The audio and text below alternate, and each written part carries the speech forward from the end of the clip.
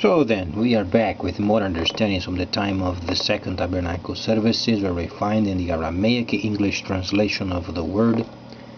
This translation comes from the original manuscripts of the prophets of the Israelic lineage. So then we can understand the time of the end as per MatitiYahu the prophet.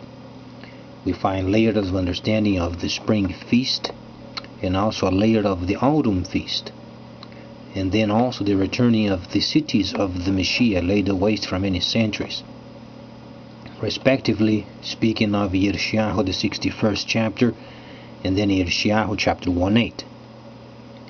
Then, understandably, as we read then also Mark chapter 8, you find a situation that went on with the people of the law, and then the Savior himself, the Messiah, then spoke many words, and he was then reprimanding those people of the law because they were always trying to find fault regarding the Messiah and his understanding of the instructions, and his understanding was perfect.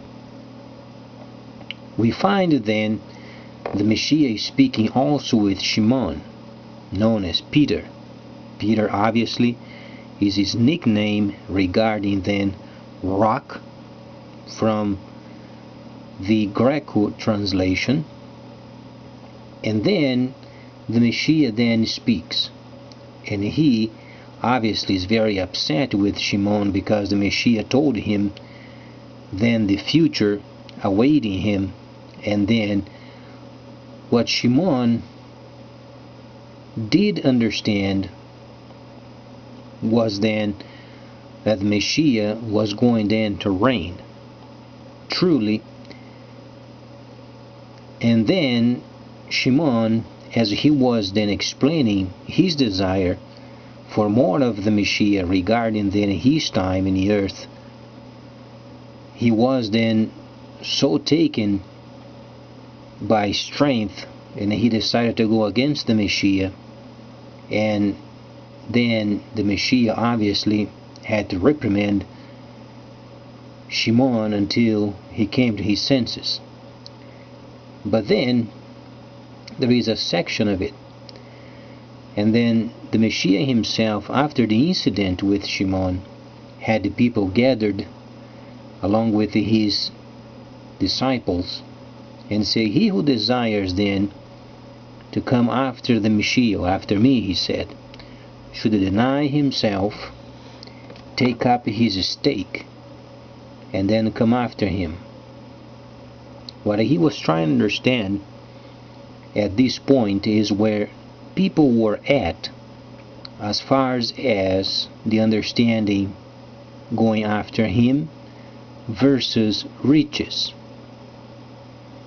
So then he continues, "For everyone who desires to save his own soul will lose it, and any who loses his soul for my sake and because of the great understandings of the instructions regarding then the spring feast and autumn feast," in other words, revelation, "wilt save it," speaking of the soul. "For what is profited a man if he should gain the entire world and yet should lose his soul?" So then comes a very important situation, because the distinction from soul and spirit. There are some people, they make a huge, in quotes, salad out of these couple of words. Soul and spirit, they are not the same. The spirit is simply the path. As you understand the path, as you ask for more understandings of the instructions, the more you understand, the more you observe the path. This gives you the understanding of the spirit. Now, if you are from congregations explaining you yourself is then some sort of a temple, then you are simply crazy. How can you substitute the holy instructions given by Moses, and then the Messiah taking over the Holy of Holies, and then cities around the world to save the Gentiles, and then comes 1,000 years of deceit, and then we ended the 1,000 years of deceit as far as time-wise is concerned, and then you regard yourself as the very temple. So then, soul. The soul is then composed by the first, second, and third sections. You have then the emotions, and then the emotions then obviously subdivided. But then you have your own decision making. Apart then from these is also the emotions. And then understanding the spirit is simply then the path. The decision-making part of it, each person can make decisions. And then the emotions, people have sometimes times of being sad, being angry. So the soul has traits.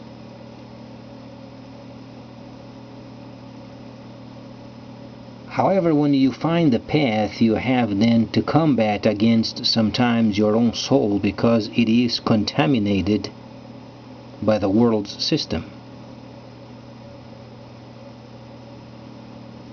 These then should give you an idea of soul and spirit. Later we should then explain these more. But then when we read then MatitiYahu chapter 1:6, you find a reference of a similitude of this episode.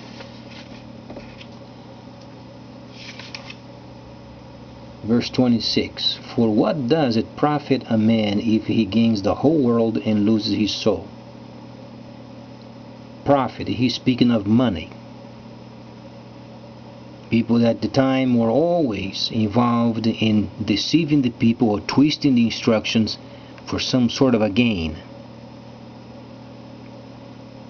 Then you find the spirit the Messiah was explaining and cleaning up the instructions for the purposes of gain.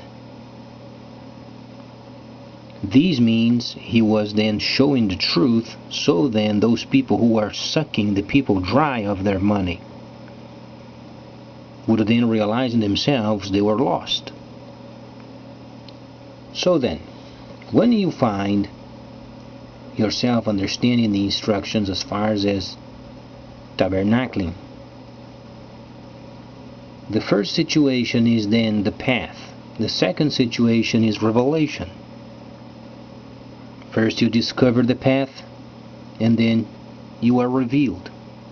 The natural consequence of understanding the path and learning tabernacling is then revelation. These truly, if you study so many denominations regarding with so many types of understandings of a Savior, is what they teach contrary. You find a Savior does not have Holy of Holies. You find a Savior outside of the plans of Moses. And then you find congregations having trouble understanding revelation. If they don't understand revelation, how can they be saved? Is the Messiah prone for ignorance?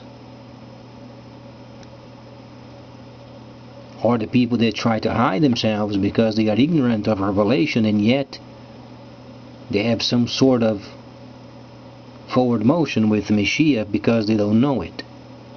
And worse yet, there are those people that don't want to study. If they don't understand the instructions, if they reject the instructions, they are not revealed, how can they be saved?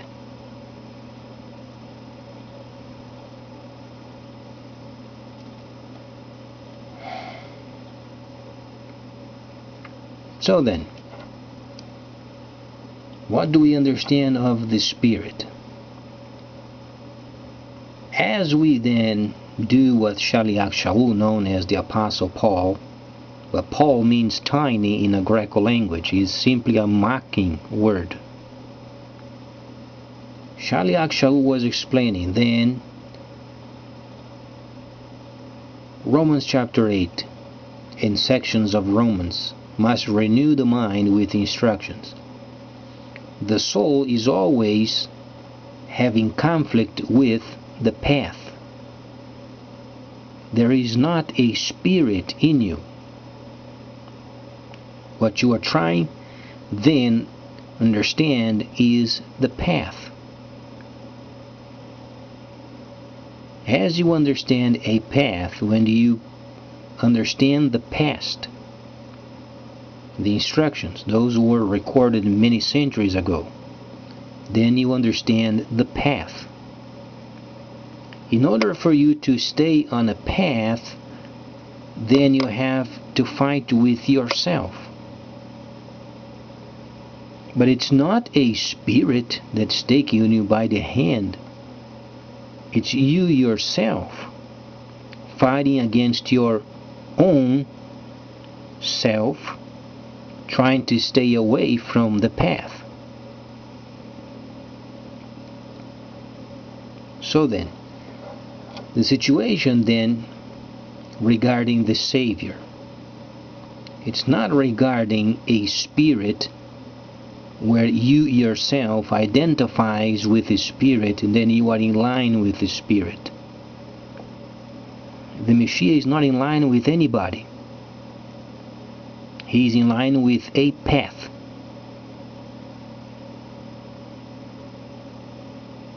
The Messiah has come and he has laid a path already then set by Moses.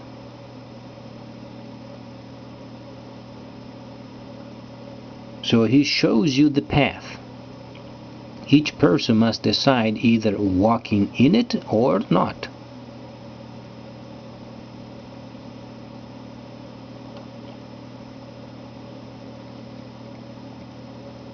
If you say then walking on the path, some people they have a tendency of walking then on holy instructions.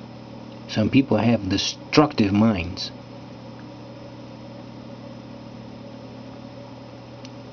And the path is very, very troublesome, because forces in each person tries to divert them to the world. Then you must make a decision. However, there is never a spirit in any person related with the divine.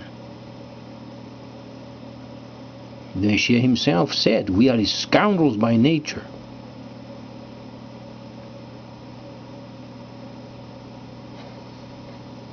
However, he was not focusing on people being scoundrels. He was interested in laying down a path so people then would make a decision.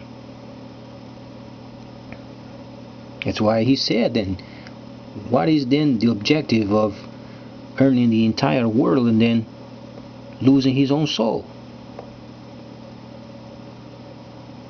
What he was saying doesn't make any sense. Then what is the path? Messiah was comparing what we was saying versus what the world want to give the people, so then they would gain from this world. However, then the soul was then lost.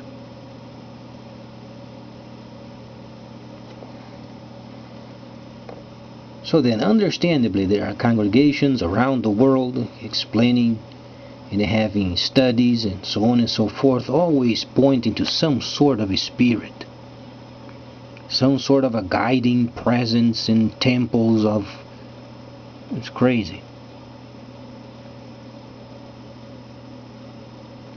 And from these rises then more crazier people than ever. Then you find some people that get religious nerds, and some people they get familiar spirits. That's when the danger then comes. There are simply people who proclaim themselves prophets, what they have simply is demonic spirit or familiar spirits.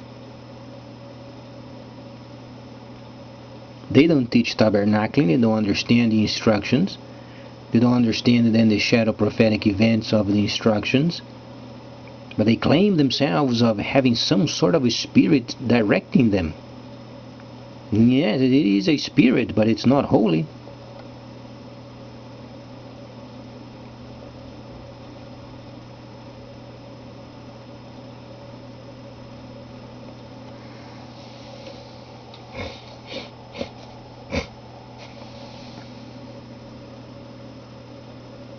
Let's then make sure one more time,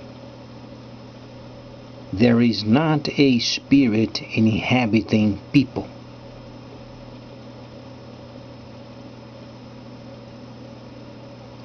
There isn't a spirit from the divine inhabiting people. What you find as you study the instructions, you find a structure of times and seasons throughout all generations. And then you find yourself, as you study, a path being formed in front of you. When you decide to walk on a path, then you are saving your own soul. You're not doing the Messiah any favors. You're not doing any favors to God, the true creator of heaven and the earth.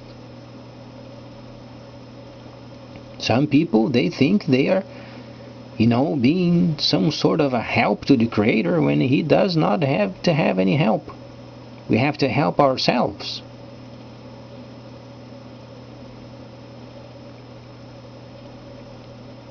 This is what makes then these scoundrels so influential, because they have demonic spirits, they are deceitful spirits, and these people then they claim themselves as having some sort of a holy presence when they do not have any holy presence. What they have is a demonic spirit of manipulation.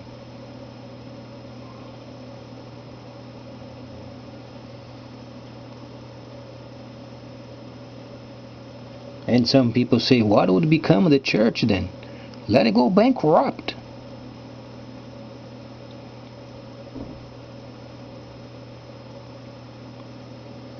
The Messiah has said, what is then the profit regarding gaining the whole world and then loses his own soul?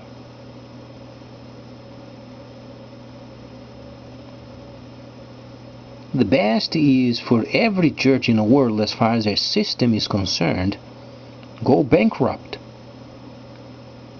So then they come to their senses and they understand then tabernacling.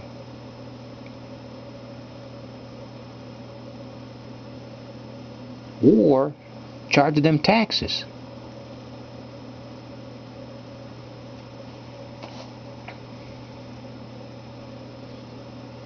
We are not speaking of areas and then get rid of your understanding of salvation. That's not the point. As was said yesterday, leave your understanding of the Savior intact. You are learning only facts.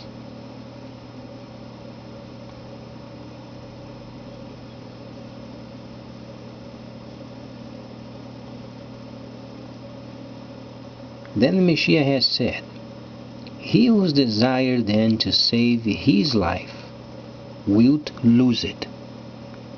What is he explaining is this: if you trying to line up your understanding in line with this world,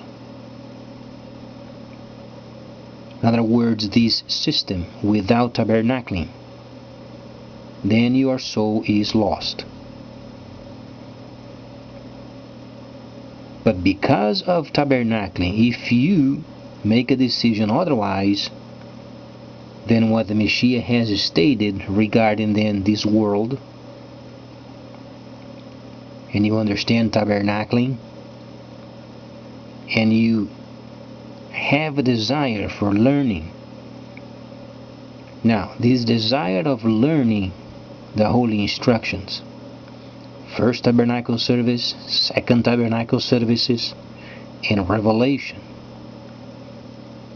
the natural understanding and the consequence is then a bit of trouble. Your understanding, until you begin to grasp the understandings of the instructions, your soul then gets in trouble. Then the Messiah said, study even further the instructions, so then your soul understand,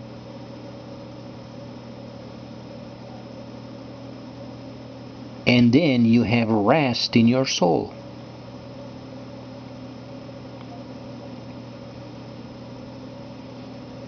So when you have doubts of the holy instructions, you should study further.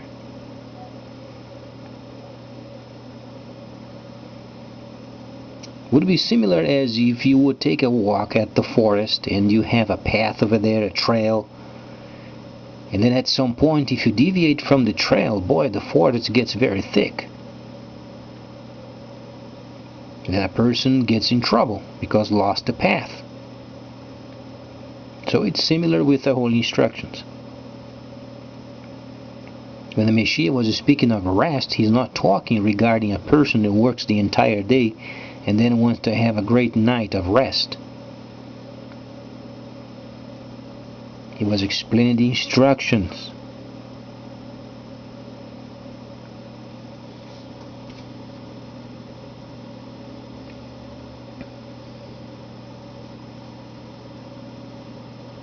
Then the Messiah explains on, as far as revelation, what was the objective of the Messiah? Making every person under his teaching then becoming revealed. But the problem was, the revelation that they thought of was then firstly then money, from the world's standpoint, becoming then rich and then becoming revealed. So the problem was, if you do not have enough money, then you are not revealed from the world's viewpoint.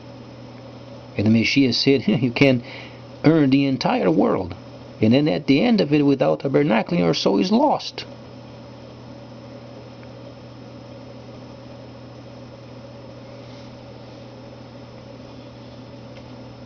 Let's try to understand sections of Revelation. We find then the Messiah spent a couple of Yom creation days with the Samaritans. He was indicating a couple of 1,000 years given then to the Gentiles. The Gentiles were granted his presence in the holy cities for 1,000 years, and then the Messiah on top of it gave them 1,000 years of their very own. Those times are gone. You are back on the schedule again. Let's be very grateful, because the Creator Yahweh is very wise. Then we find the autumn feast then is coming. And if you make the proper calculations, you understand the autumn feast is when the Messiah returns. Gentiles are gone by then. As far as those Gentiles who are saved, when the autumn feast starts, those saved Gentiles are dead for quite some time. Only remains in the earth the scoundrels and the holy people in the holy cities, secluded.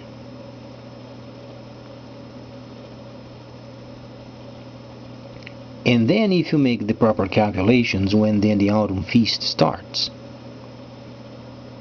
and then the time of 490 days, you understand that the time of trouble is going to be roughly a year, kind of a year and a half. And it starts then during the time of Yom Teruah, or then the sound of the shofars, and ends then in Yom Kippur. Yom Kippur is a holy feast and a holy gathering of the people, where then they would get rid of every demonic spirit of the land. A complete purge of evil spirits of the entire land of Israel back then.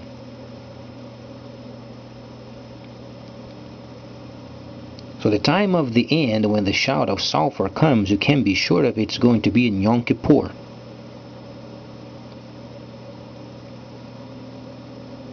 So this should give us more desire for learning the holy instructions. And next time we're going to review more areas of the soul and more verses from the Shilishim than are learning the people as far as save your own soul.